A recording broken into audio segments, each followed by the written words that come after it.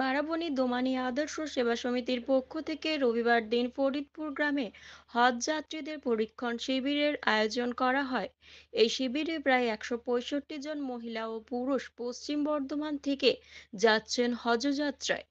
এদিনের অনুষ্ঠানে উপস্থিত ছিলেন আদর্শ সেবা সমিতির সম্পাদক শাকির উদ্দিন। এছাড়াও উপস্থিত ছিলেন শেখ সাবির উদ্দিন, আব্দুল গফুর সহ অনেকেই। জানা যায় এই এলাকা থেকে রওনা দেবেন আগামী 9 মে। उम्रे की दोनों की नीयत एक साथ है। उम्रे की नीयत से और हज की नीयत से एहराम जो आप जो कपड़ा जो बदला करता हूँ करती हूँ फयस्सिर हाली फतकब्बलहा मिन्नी। अल्लाह इसको हमारे लिए में सजदा रेज़ होकर के करें। सब तरह की इजाजत है, सिर्फ सिर्फ और सिर्फ दुआ करनी है। कोई नमाज सब अल्लाह की वहदानियत सबसे ज्यादा जो बयान किया गया है वो कुल वल्लाहु अहद के अंदर है।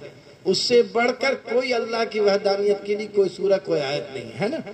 तो আমরা আমাদের প্রায় 144 জন সদস্যকে নিয়ে আমরা এই আদর্শ সেবা সমিতি দুমহানি বাজারে একটা গঠন করেছি, যেটা মূলত শুধু সেবার উদ্দেশ্যে। আমরা নামটাই দিয়েছি সেবা সমিতি, মানে গরিবের কোনো সহযোগিতার জন্য আমরা বিভিন্ন রকমের সেই সহযোগিতার জন্য করেছি। সেই সঙ্গে সঙ্গে যেগুলো আমাদের এই ধর্মীয় আচার অনুষ্ঠান, যেমন এই যে আজকে যেটা করেছি সেটা হচ্ছে হজ প্রশিক্ষণ শিবির।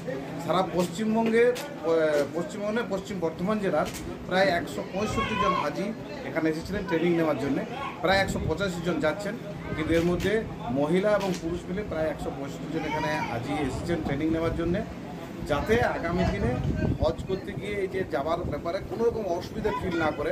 অনেকের তো জানা নেই বিদেশে যাচ্ছে, কিন্তু কিভাবে প্লেনে চাপবে নামবে, বিভিন্ন ধরনের আচার অনুষ্ঠানগুলো আমাদের কী করবেন সেগুলো জানা নেই। সেগুলো জানিয়ে দেওয়ার জন্যে প্র্যাকটিক্যালি এখানে সেটা বুঝিয়ে দেওয়ার জন্য আমরা ট্রেনিং সেন্টার করেছি বা ট্রেনিং ক্যাম্প করেছি। আজকে বিভিন্ন জায়গা থেকে, যেমন আসানসোল থেকে, দুর্গাপুর থেকে আমাদের ট্রেনাররা এসেছিলেন, সেখানে ট্রেনিং দিলেন। সারা পশ্চিম বর্ধমান জেলার মানুষ ছিলেন, এলাকার মানুষও ছিলেন, আমার